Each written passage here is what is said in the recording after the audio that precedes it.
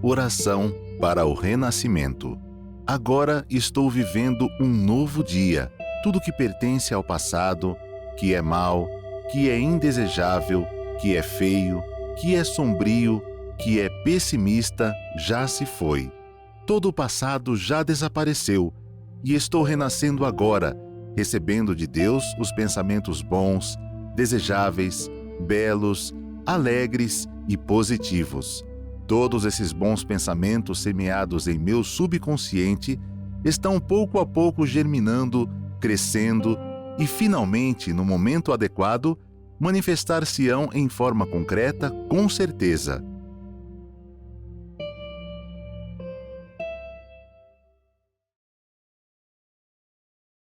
Olá, pessoal. Sejam bem-vindos à atividade virtual dos educadores.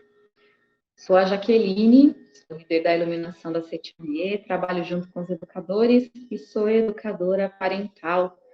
Já vou pedir aí para você deixar o seu like, compartilha, né? Você já viu o tema, é um tema bem importante. Compartilhe com as pessoas que você acha que é necessário.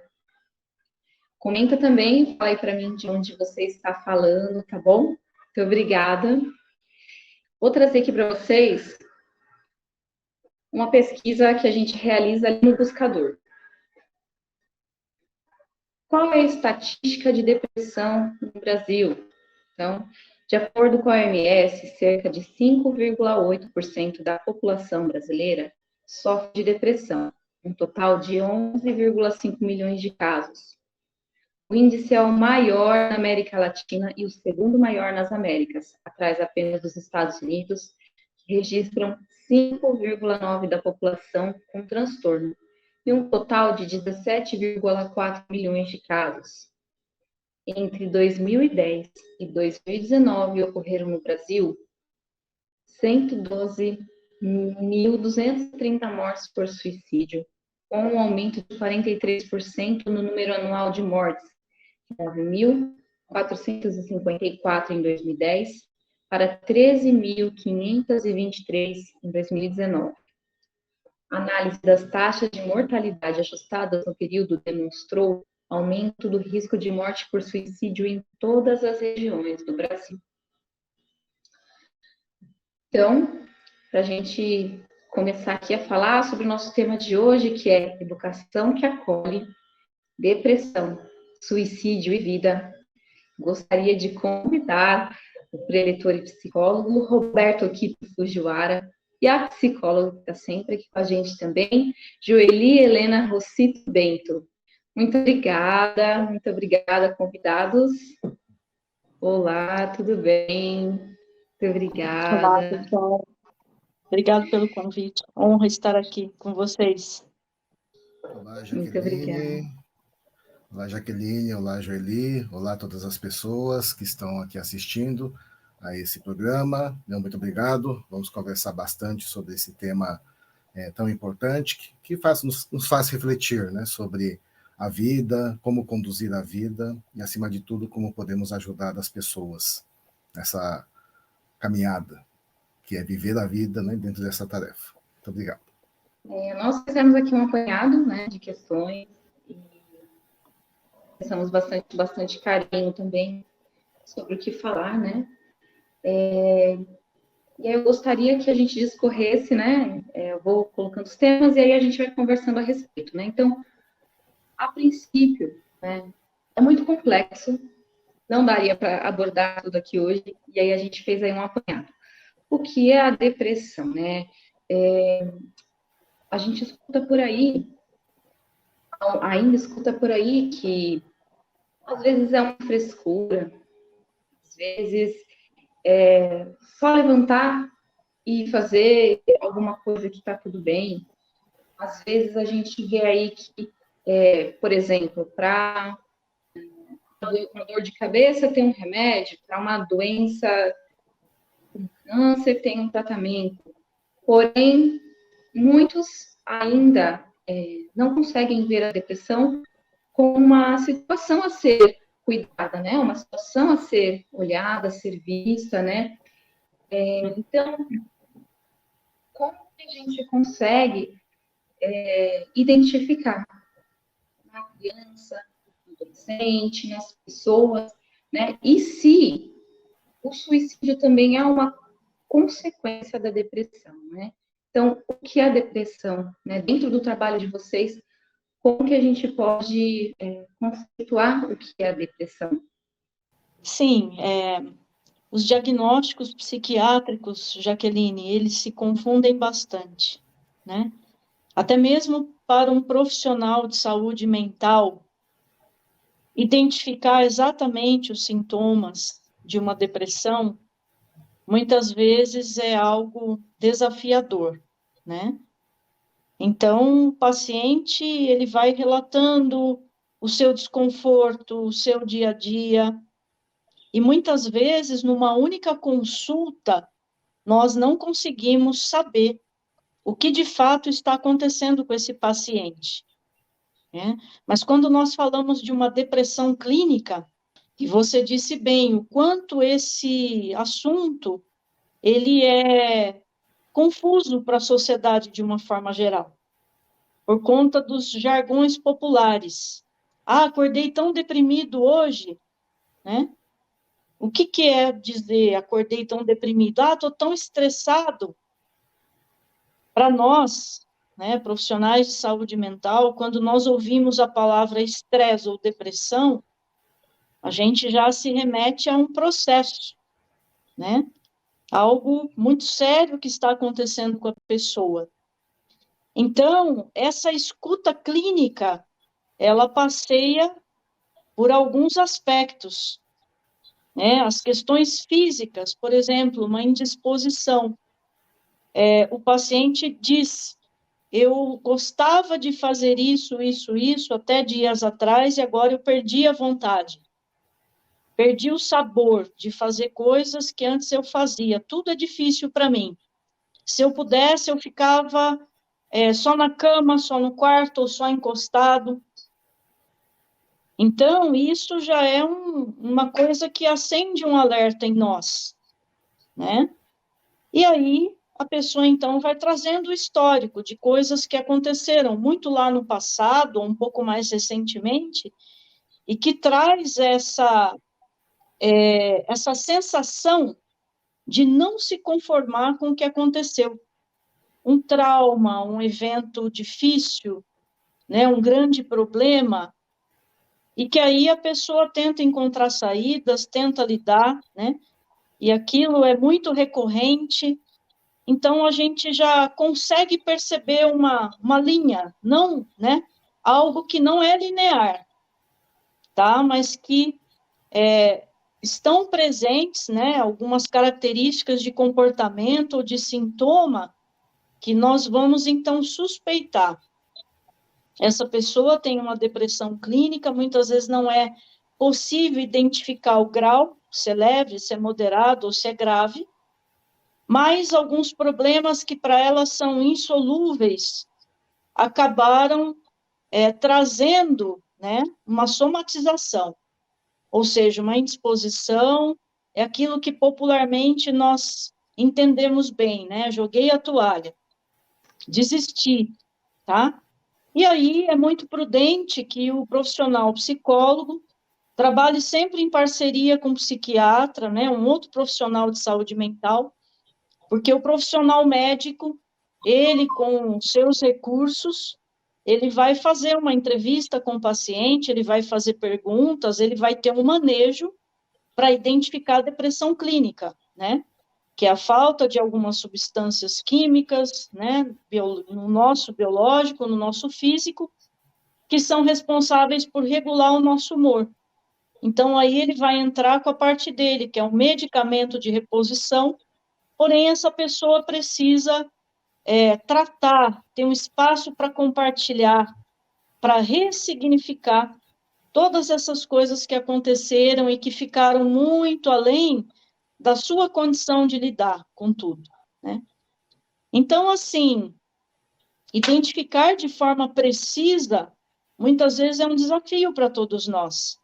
Por isso que é importante o bom vínculo com o paciente, quando possível, abrir um espaço para os familiares, né? para que a gente possa realmente ter uma compreensão do que está acontecendo e tirar o paciente e até a própria família desse desconforto, né, desses rótulos, isso é uma frescura, vai trabalhar que passa, né, isso é preguiça. Então, nós estamos aqui para, né, criar em torno do paciente vamos dizer assim, uma proteção, né, oferecer recursos para que ele possa se cuidar e de uma forma digna. Tem um ponto que acho que é valioso aí para a gente poder estar pensando, justamente como a família, né, ou as pessoas que estão no entorno, os amigos, né, podem estar ajudando a pessoa que está passando por essa situação, né? Então, como esse exemplo que foi dado, hoje acordei mal, eu ando mal, mas depois que eu comecei a fazer as coisas, passou, né? Então, existem momentos na vida que a gente passa por esse tipo de situação, esse tipo de tristeza, né? Quando se fala de depressão, não é disso que a gente está falando, né? Está falando de algo que é uma queda livre e a pessoa não sente que ela está conseguindo ou está encontrando forças para poder estar superando, né? E o que dificulta, às vezes, também, é que a própria pessoa, às vezes, acaba se sentindo muito culpada, né? De estar falhando, de não estar fazendo a coisa certa, e acha que ela que precisa resolver as coisas todas sozinha, né?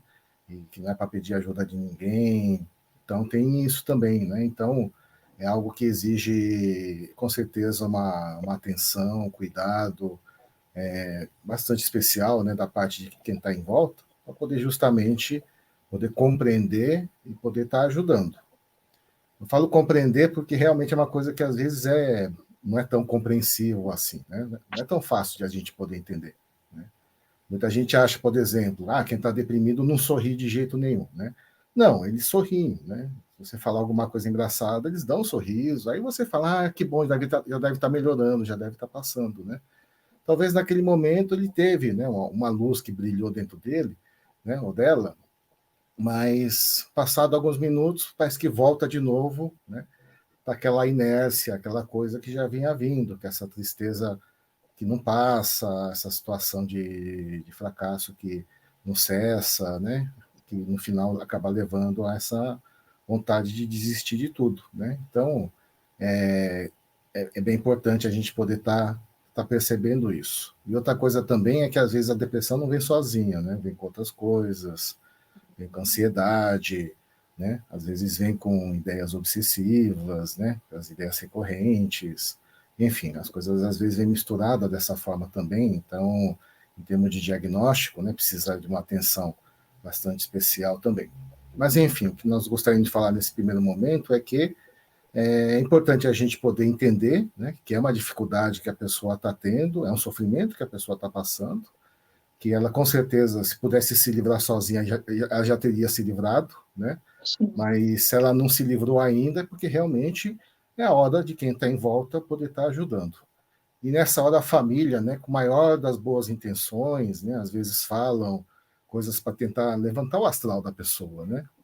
E aí também aí já a gente precisa tomar bastante cuidado, né? E aqui eu gostaria de trazer assim uma reflexão mesmo para que as pessoas possam realmente entender como que é que as coisas se passam dentro, né, da mente, da alma, né, de uma pessoa que está depressiva. Pra, inclusive também não ficar aqui acusando a família, né, de olha como vocês estão fazendo tudo errado, que não é nesse sentido também, né? Acho que a família tem uma boa vontade, né, e com isso faz de tudo, fala coisas, né, que buscam motivar a pessoa, colocar a pessoa para cima, né? E nisso, às vezes, acaba deixando a pessoa mais se sentindo culpada, né?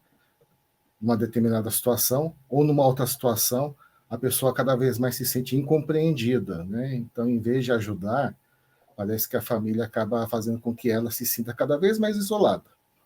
Então, acho que o primeiro passo importante, então, como que a gente pode desmontar isso, né? O primeiro passo é a família poder estar escutando, tá?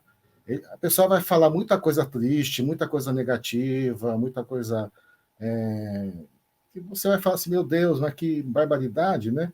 Mas abrir o coração, abrir os ouvidos, né, para poder ouvir tudo isso que a pessoa poder estar falando, porque esse poder ouvir é um passo bastante importante para a pessoa se sentir compreendida, saber que tem pessoas que estão entendendo a sua dor, né?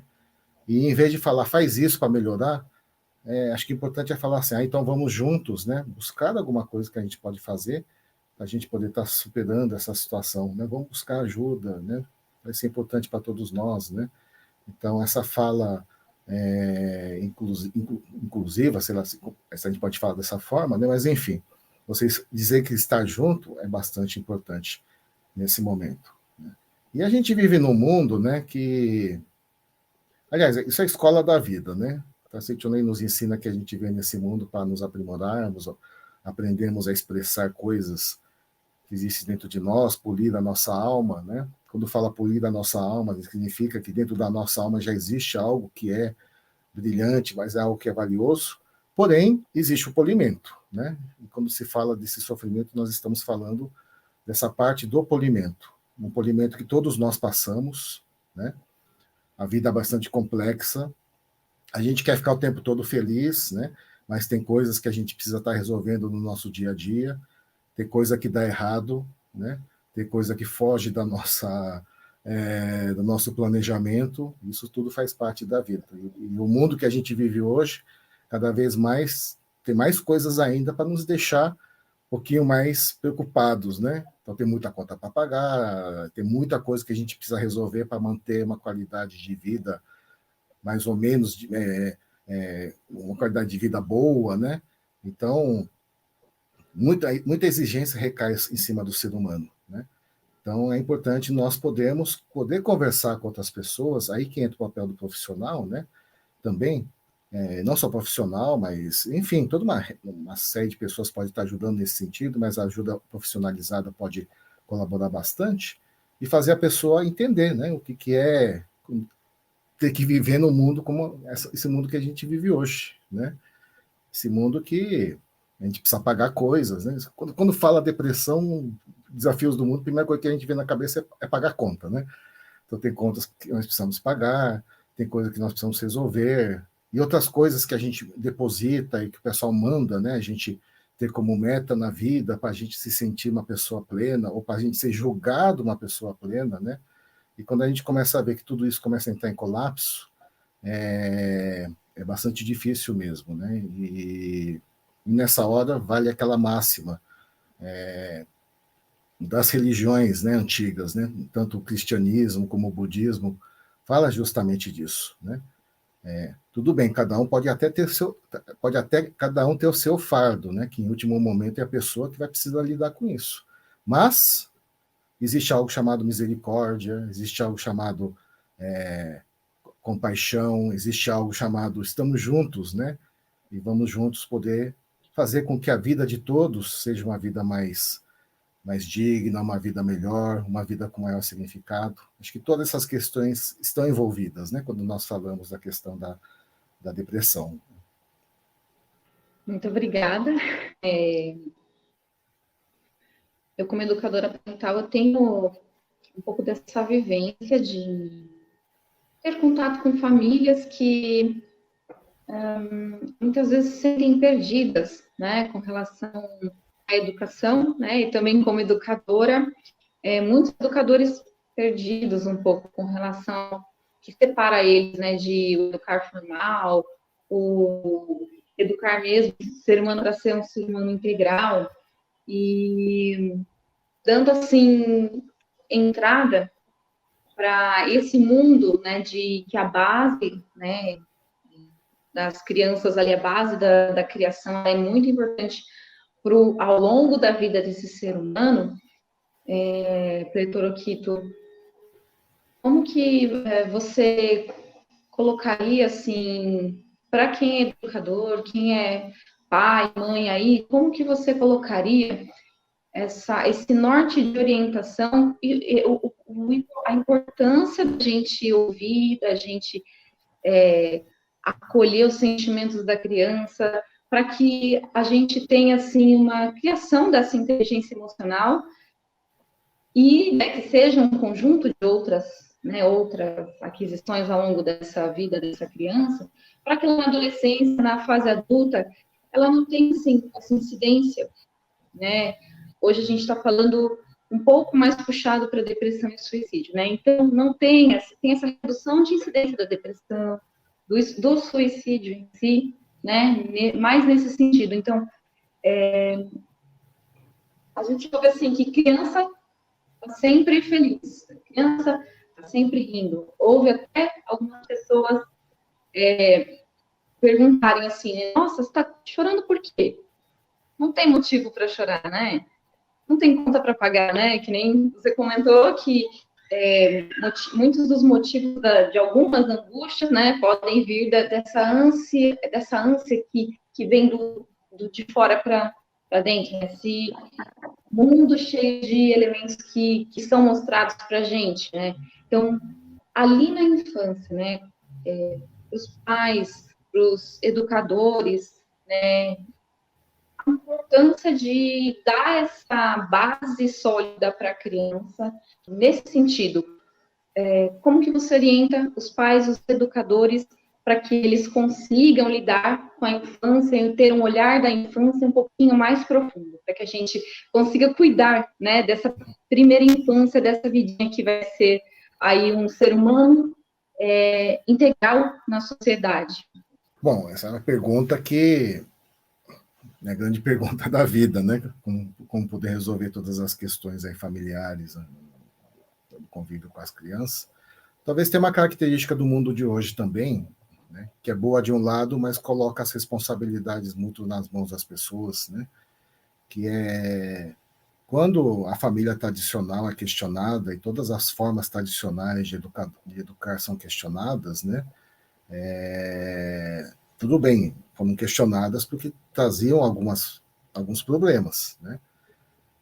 O ser humano passou a viver algo, né, chamado liberdade, né? A liberdade de fazer e educar as pessoas de acordo com a sua vontade e seu desejo, né? Mas aí que está exatamente o problema, porque as pessoas nisso acabaram se sentindo muito, muito, muito sem chão, né? Sem diretrizes, sem referências, uma vez que as referências tradicionais foram questionadas, né? Então, uma primeira coisa que eu falaria aqui é justamente o seguinte, né? Quando se pensa na vida, eu acho que as referências que foram herdadas, trazidas, né? Aquelas coisas de valor da família, os valores, elas não precisam ser totalmente questionadas, né? Mas, por outro lado, é muito importante, talvez, os pais poderem perceber que tipo de valor eles carregam dentro de si, né? E aí, talvez tenha um problema sério, né? Porque as pessoas, por não terem referências de valor, vão buscar esses valores aonde, né? Vão buscar nas revistas, nos Instagrams, né? Nas redes sociais, para ver exatamente de que forma que fica mais bonito, né? Conduzir a vida. Mas acho que mais do que ficar bonito para os outros, acho que o importante mesmo é todo mundo poder buscar, aprender a ouvir mais a si mesmo, poder cuidar melhor de si mesmo, né? Acho que antes de educar, sim, os pais precisam buscar também, né, os seus cuidados. Vale a pena poder se cuidar, vale a pena as instituições trabalharem com os pais muito mais do que trabalham hoje, né? Porque os pais também precisam ser ouvidos, tá? Ainda mais os pais do mundo de hoje. E, acima de tudo, entender o que é a escuta da criança, né? Ouvir a criança. Ouvir a criança não é só necessariamente ouvir o que a criança quer comer ou quer consumir, né? Que aí seria uma escuta mais mercadológica, talvez, né? Mas é uma escuta no sentido de entender os sentimentos, o que a criança sente, como a criança pensa, que acredito que é um ponto bastante importante, né? Às vezes, na busca dessa família ideal, né, instagramável, os pais param de escutar os filhos também, né? Não deixam que os filhos ajam do jeito que eles agem, muito menos perde essa atenção ao sofrimento da criança, né? Como o sofrimento é feio, não é bom sair na foto, né? Então o pessoal fala, para de fazer essa cara, para de pensar assim, né? Então aí começa um problema sério, tá? É um tema que é muito duro, né? Mas que é importante nós encararmos, né? O fato que coisas que existem, né? Que é o suicídio na infância, né? A adolescência, com certeza, uma fase, né, que tem se instalado aí as depressões, a questão da automutilação, enfim. Existe sim um alerta aí, mas acredito que o começo de tudo, para isso tudo poder ser superado, está no poder abrir melhor os ouvidos, né? Não só para ouvir o outro, mas também poder ouvir a si mesmo, né? Mais do que ouvir os influencers, as redes sociais, que também tem coisa que é boa também, né? Mas tem coisa ali que às vezes realmente não vale tanto a pena assim, né? Vale a pena a gente ter um certo distanciamento, né? Então, não sei se teria mais alguma coisa nesse sentido, mas são as coisas que eu trago aqui nesse momento. Se a Joeli tem mais alguma coisa que poderia acrescentar dentro desse tema. No caminho, né, do que você comentou, muita coisa rica, né, você disse aí, e me ocorreu assim, hoje, a estatística de adolescentes e adultos jovens, né, que se matam, tem aumentado. A maior estatística de suicídio no Brasil ainda é de idosos, mas adolescentes e adultos jovens, né, na casa dos seus 29 anos, tem aumentado. Então, nós pensamos, o que faz uma criança, né, desenvolver uma depressão clínica, ou o próprio adolescente? Você disse da importância dos pais terem uma escuta caprichada da demanda dessa criança em casa, né? Até mesmo do adolescente. Só que nós observamos uma desconstrução, né, dos padrões familiares que sempre foram importantes, e isso não tem que cair num conceito, né, em que as pessoas pensam, isso é antiquado. Por exemplo, todos fazerem uma refeição à mesa, juntos. Hoje, pouquíssimas famílias têm esse costume. É interessante, né? Até tem psicólogos que fazem estudos a respeito disso, que parece uma coisa tão simplista, mas é cheio de significados, né? Porque ali à mesa o filho vai falar como foi o dia, os problemas, né? As irritações, as raivas, e aquele bate-papo, aquele acolhimento dos pais. Então, uma coisa que ficou muito, que se sobressaiu, né, Roberto, aí na tua fala, é o seguinte: o que pode levar uma criança a uma angústia que ela não consegue lidar, que ela não tem recursos para lidar, e até mesmo o adolescente, que nós pensamos, né, que, como você disse aí, Jaqueline, essa palavra, inteligência emocional, né, o adolescente parece que ele é tão descolado, tão virado com tudo, sabe lidar com tudo, mas a dor de não se saber quem se é de fato, muitas vezes é uma dor insuportável, né? Então, o que nós estamos presenciando no mundo de hoje é uma crise, né, do conhecimento da própria identidade. Então, as redes sociais vão dizer quem sou eu, o que é o ideal do ser, né?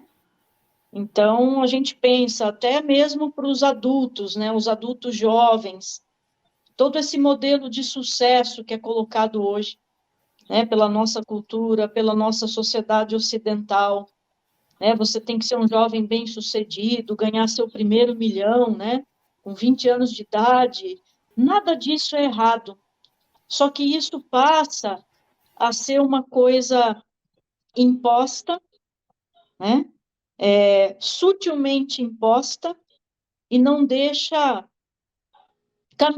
outros caminhos de escolha.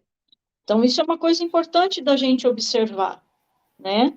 Que as redes sociais, elas acabam ditando quem a pessoa é, o que ela deve ser. E, na verdade, assim, tem uma bagunça de identidade aí.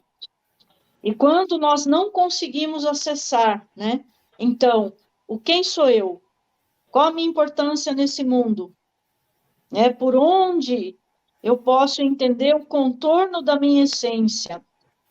Isso é uma angústia desesperadora, inclusive é uma das motivações para o suicídio.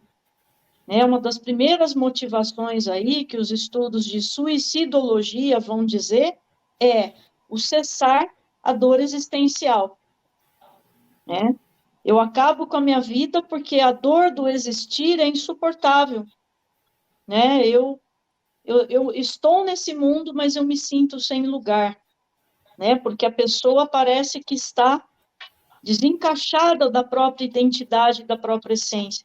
Então, nós estamos numa sociedade que cada vez mais, né, não contribui para ajudar na elaboração, né, na reunião de uma identidade, do quem sou eu, qual a minha importância. Isso é uma coisa muito básica e muito importante para que a pessoa possa fazer o enfrentamento das dificuldades da vida. Então, essa escuta atenta dos pais, né? Muitas vezes os pais se sentem precários. Eu não estudei, eu não tenho como orientar o meu filho, né? O que eu vou falar diante disso? Mas quando nós éramos pequenos, né? Acho que a grande maioria de nós, né? Quando a gente pensa aí na geração dos nossos pais, eu me lembro, os meus pais, eles não tinham recursos tão sofisticados de orientação, de educação, mas a gente ouvia assim, né? Não faça isso que é feio, né? Ou então, o amigo da escola brigou com você, né? E vai lá e conversa com ele. Então, assim, de um jeito precário, eles contribuíam para a gente desenvolver força. Então, é interessante, o interesse por saber o que está acontecendo com a criança e o adolescente, muitas vezes já é suficiente.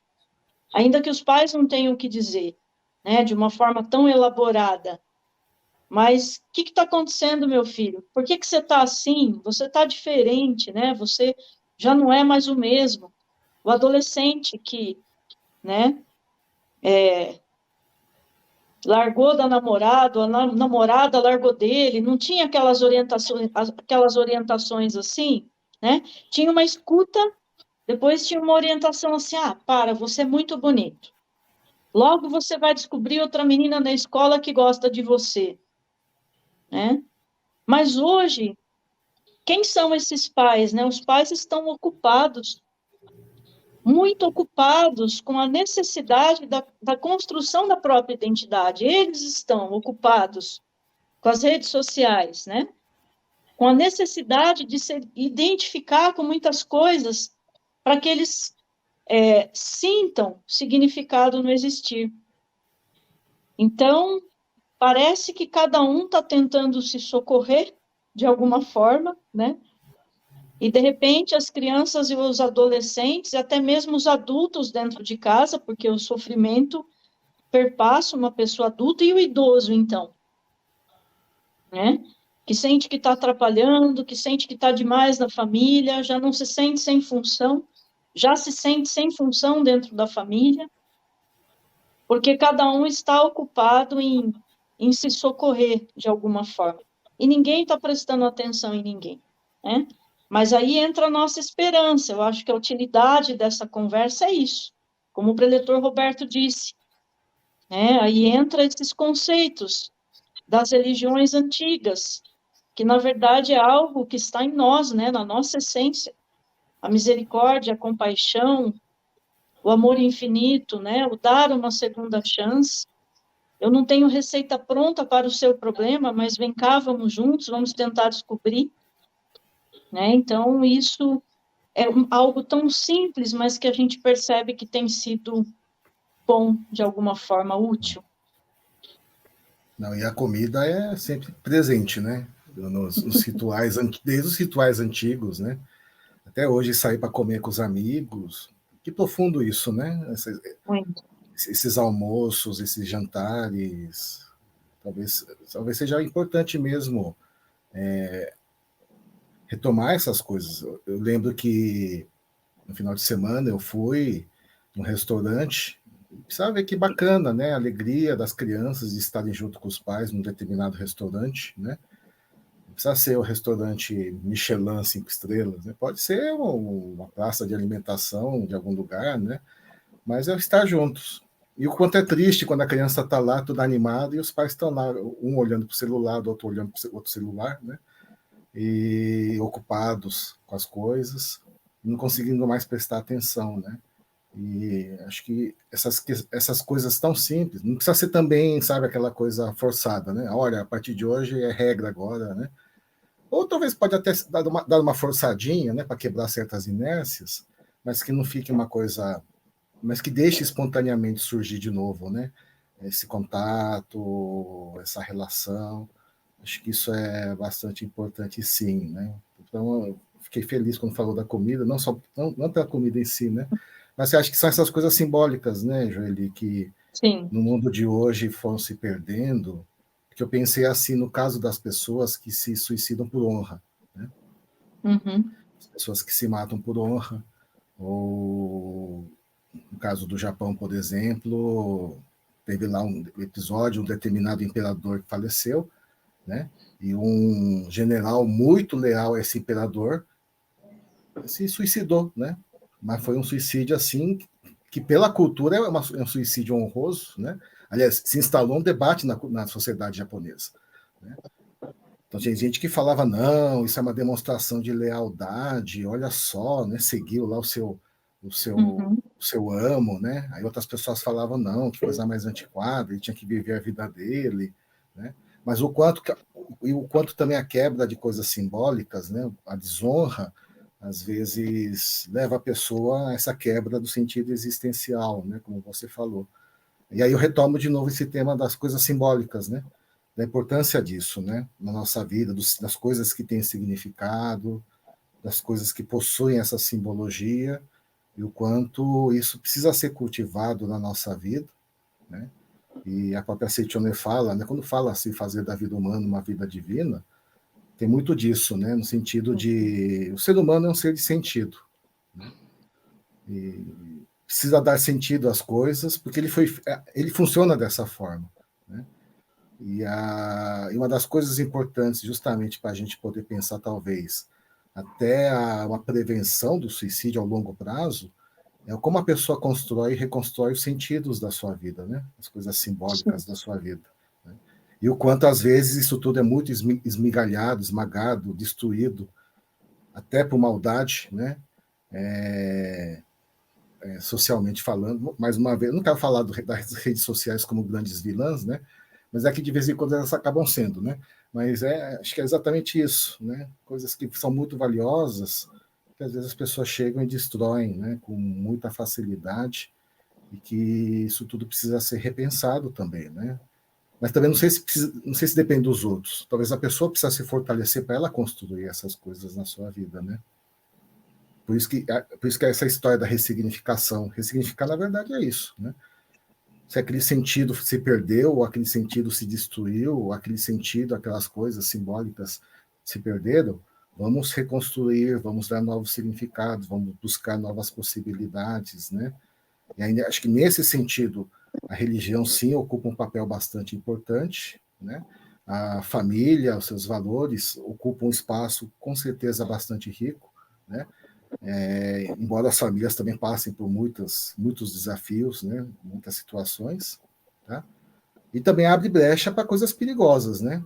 Porque numa dessas entra os fundamentalismos com seus significados significados prontos, que em vez de possibilitar as pessoas, né? Acho que faz com que a pessoa fique mais quadradas e às vezes até perigosas, né? Para o mundo, né?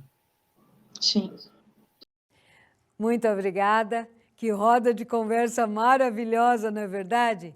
E essa é apenas a primeira parte. Semana que vem, no nosso próximo programa, nós vamos continuar e finalizar essa maravilhosa roda de conversa com o preletor Roberto, com a nossa amiga psicóloga Joeli, tendo aí a nossa querida líder da iluminação Jaqueline Mediano, e esperamos você, ok? Semana que vem, parte 2 e final desta maravilhosa roda de conversa num assunto tão importante quanto esse. Muito obrigada, muito obrigada. Professor, você sente que a comunicação com as famílias está difícil? Tem a sensação de que o que ensina não está conectado com as demandas do mundo atual? Você vê seus alunos, no futuro, atuando de maneira integral e autônoma na sociedade, realizando feitos em prol de um lugar mais harmonioso para se viver? Será mesmo que os jovens estão perdidos? A educação da vida enxerga além desse ser fenomênico que em nada parece se desenvolver em direção ao bem. Nós, os educadores da Seichonoye, propomos uma educação baseada no despertar dos talentos extraídos de dentro para fora, sendo que cada criança tem seu talento único, bastando que sejamos o leme desse pequeno barco em meio ao vasto oceano. Inicie 2024 da melhor maneira. Participe do 41º Seminário de Treinamento Espiritual para Educadores, de 10 a 14 de janeiro, na Academia Sul-Americana de Treinamento Espiritual da Seichonoye, Ibiúna, São Paulo. 5 dias em que o tema Educação da Vida, Caminho para a Paz será estudado e vivido através de palestras, orações, oficinas e experiências transformadoras. Para mais informações e inscrições, entre em contato pelo WhatsApp 11 5014 22 53 ou pelo e-mail educadores@sni.org.br. Nos acompanhe também em nossas redes sociais @educadores.sni e pelo site sni.org.br/educadores. Educação da Vida, Caminho para a Paz. Nos encontramos em janeiro. Até lá! Muito obrigado!